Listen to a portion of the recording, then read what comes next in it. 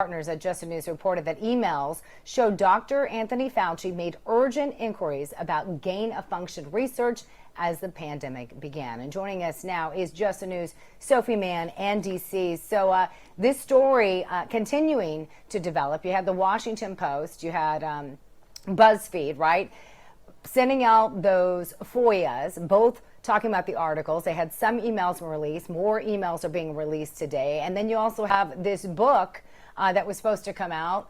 You guys reported on this, our news partners at Just the News, and now all of a sudden it's not coming out. So let's see if we can break down some more about this. Sophie, tell us more specifically about this article that you have out.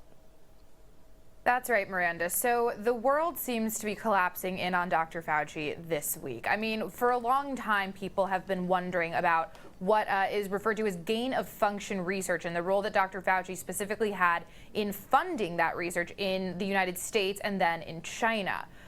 So, senators, including John Kennedy of Louisiana, Rand Paul, have been going back and forth with Fauci for weeks now, really kind of asking him, what did you know? And did you, in fact, sign off on American taxpayer funding going to Chinese labs for this type of gain-of-function research that is, in fact, what spurred the the more contagious version of the COVID-19 virus to become a reality and then, possibly leak out of this lab and cause what has been such a devastating global pandemic. So we're getting a couple more of these answers every single day as, intrepid reporters at these outlets are going through these emails. And as you said, we're expecting some more today. And so there's going to be a little bit more clarity. But what seems to be happening right now is that at the outset of the pandemic, so really January 2020, February 2020, it does seem that despite what he was telling the public, Dr. Fauci was making these somewhat desperate inquiries into the genesis of the COVID-19 virus and was trying to determine